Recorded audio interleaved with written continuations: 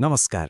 आज आमे सेही सबु गुरुत्वपूर्ण उपकरण विषय जानिबा जो माने आम घर को वैद्युतिक विपदरु चुपचाप सुरक्षा देउथांती। सेमाने हेउछंती आम घरर अदृश्य सुरक्षाकारी। हौ तेबे चलंतु आरंभ करिबा, किंतु कोनोसी समाधान विषय जानिबा आगुरु प्रथमे समस्याटाको भल भाबरे बुझिबा निहाती दरकार। एही उपकरण गुड़िक प्रकृतरे केउ विपद सह लढिबा पई तयारी होईछि, चलंतु देखिबा। देखंतु गोटे घरे विभिन्न प्रकार वैद्युतिक विपद थाई पारे, जेमति कि ताररे हठात बहुत देसी करेंट चली जिबा किंबा हठात वोल्टेज बढ़ी जिबा, एमिति कि छोट छोट स्पार्क रु भी बड़ धरणर निया लागिबार आशंका थाए। तबे चलंतु एई सुरक्षार सबुठु मूल स्तररु आरंभ करिबा आउ देखिबा एहा समय सहित केमिति बदलुछि। सबुठारु प्रथम आउ साधारण समस्या हेउछि अत्यधिक करेंट। एहा मुख्यतः दुईटा कारणरु होइथाए। गोटे हेला ओभर करेंट आउ अन्यटी हेला शॉर्ट सर्किट। दुईटा जाक क्षेत्र रे तार गरम होई नष्ट हेबार भय थाए। आउ एइटा देखंतु बहुत मजादार कथा। आगुरु फ्यूज व्यवहार होतिला, जहा कि थरे खराब हेले ताकु बदलाइबाकु पडुतिला, किंतु एबे आसी जाइछि एमसीबी। एहा थरे व्यवहार करी फिंगिबा जिंस नहे, एहाकु आमे बारंबार व्यवहार करि परिबा। एहा ही तो टेक्नोलॉजी रो कमाल। तेबे एमसीबी कोन करे? एहा ठीक फ्यूज भली ओभर करेंट आउ शॉर्ट सर्किट रु सुरक्षा दिए, किंतु एहारा सबुठु बड़ सुविधा हेउछि जे थरे ट्रिप हेबा परे एहाकु बदलाइबा दरकार नाही। बास गोटे स्विच परी एहाकु पुणी थरे ऊपर को उठेई देले काम सरिला। जेउठी अधिक वैद्युतिक लोड थाए, जेमिति कि बड़ बड़ घर किंबा बिल्डिंग, सेठी एमसीबी रो व्यवहार करा जाए। एहा एमसीबी रो गोटे बड़ आउ शक्तिशाली संस्करण बोली कहि परिबा। काम किंतु दुहिंकर समान। एबे आसंतु आउ गोटे स्तर ऊपर को जिबा, कारण देखंतु तार को सुरक्षा देबा गोटे कथा, किंतु मनीष जीवन को सुरक्षा देबा पई एक संपूर्ण अलगा प्रकारर उपकरण दरकार। अर्थ फॉल्ट यह एक बहुत ही विपज्जनक परिस्थिति। एथिरे घरे थिबा फ्रिज, वाशिंग मेशिन परी साधारण जिनिस को छुईबा मात्रे भयंकर विद्युत आघात लागि पारे। आउ एही निर्दिष्ट विपदर मुकाबिला करिबा पई ही तयारी करा जाइछि आरसीसीबी बा रेसिजुअल करेंट सर्किट ब्रेकर।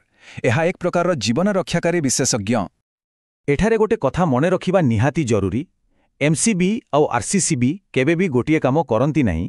एमिति भाबिबा भूल जे गोटे लगेले आरोटार काम होईगला। ना, दुईटा पूरापूरी अलग अलग विपदरु सुरक्षा दियंती। एबे प्रश्न आसुची, कोन एमिति किछि नाही जा ए दुईटा काम एका संगरे परि परिबो? हाँ अछि। एहा हेउछि आरसीबीओ। एहा गोटे हाइब्रिड उपकरण, जहा एमसीबी आउ आरसीसीबी उभयर सुरक्षा गोटिए ही यूनिट रे देई थाए। तेणु गोटिए आरसीबीओ लगाइबा माने ओभर करेंट, शॉर्ट सर्किट और अर्थ फॉल्ट, एही तीनोटी मुख्य वैद्युतिक विपदरु सुरक्षा मिली जाए। यह एक शक्तिशाली और जागा बंचाउथिबा समाधान। चलंतु एबे आहुरी सूक्ष्म आउ उन्नत विपदगुड़िक उपरे नजर पकाइबा। एगुड़िक चिन्हट करिबा पई आहुरी विशेष धरण टेक्नोलॉजी दरकार। केबे केबे करेंट ठीक थाए, किंतु घर भितरे कौनसी ढिला तार किंबा खराब संजोगरु छोट छोट स्पार्क बाहारे, आउ ए छोट स्पार्क ही प्रचंड उत्ताप सृष्टि करी निया लगाई पारे।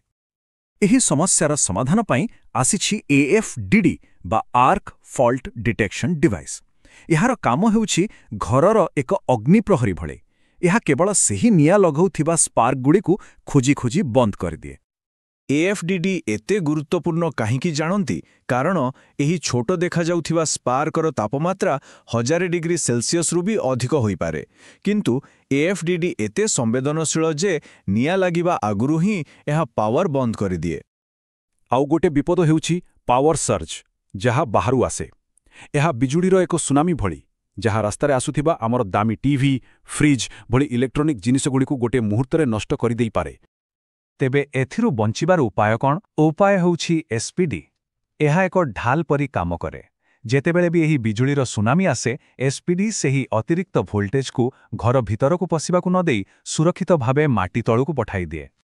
शेषरे आउ गोटे समस्या हेउछि अस्थिर भोल्टेज, माने केतेबेले बहुत कम तो केतेबेले बहुत बेसी। एहा सर्ज भली हठात क्षति करे नाही, किंतु धीरे धीरे आम उपकरण गुड़िकर आयुष कम कर दिए। एथिपाई वीएमआर बा भोल्टेज मॉनिटरिंग रिले व्यवहार करा जाए। ताहेले एते सबु अलगा अलगा उपकरण विषय जानिबा परे प्रश्न उठुछि ଯେ ଏକ ସମ୍ପୂର୍ଣ୍ଣ ସୁରକ୍ଷା ପ୍ରଣାଳୀ କେମିତି ତିଆରି ହେବ, ଏମାନେ ସବୁ କେମିତି ଏକାଠି କାମ କରନ୍ତି। ଦେଖନ୍ତୁ, ସବୁଠୁ ଭଲ ସୁରକ୍ଷା ପାଇଁ ଏକ ସ୍ତରୀୟ ପଦ୍ଧତି ଆପଣାଇବାକୁ ପଡ଼ିବ। ଏହାର ମୂଳଦୁଆ ହେଉଛି RCBO। ତା ଉପରେ AFDD ଅଗ୍ନିକାଣ୍ଡରୁ ସୁରକ୍ଷା ଦିଏ, SPD ବାହାରୁ ଆସୁଥିବା ସର୍ଚ୍ଚକୁ ରୋକେ ଆଉ VMR ଭୋଲ୍ଟେଜକୁ ସ୍ଥିର ରଖେ। ଏମିତି ସବୁ ମିଶି ଏକ ଅଭେଦ୍ୟ ସୁରକ୍ଷା କବଚ ତିଆରି କରନ୍ତି। ତେବେ ମୋଟାମୋଟି ଭାବେ କହିବାକୁ ଗଲେ MCB ଭଳି ମୌଳିକ ଉପକରଣ କେବଳ ତାରକୁ ସୁରକ୍ଷା ଦିଏ। RCCB ବା RCBO ଭଳି ଉପକରଣ ଆମ ଜୀବନକୁ ସୁରକ୍ଷା ଦିଏ। ଆଉ AFDD ଏବଂ SPD ଭଳି ଉନ୍ନତ ଉପକରଣ ଅଗ୍ନିକାଣ୍ଡ ଏବଂ ସର୍ଜରୁ ବଞ୍ଚାଏ। ମନେ ରଖିବା କଥା ଯେ କୌଣସି ଗୋଟିଏ ଉପକରଣ ସବୁକିଛି କରିପାରିବ ନାହିଁ। ଶେଷରେ ଏହି ପ୍ରଶ୍ନଟି ରହିଲା, ଯେଉଁ ଘରକୁ ଆମେ ସବୁଠୁ ସୁରକ୍ଷିତ ସ୍ଥାନ ବୋଲି ଭାବୁ, ତାର ବୈଦ୍ୟୁତିକ ସୁରକ୍ଷା ବ୍ୟବସ୍ଥାରେ କେଉଁଠି କିଛି ତ୍ରୁଟି ରହିଯାଇଛି କି? ଏ ବିଷୟରେ ଟିକେ ଭାବିବା ନିହାତି ଜରୁରୀ।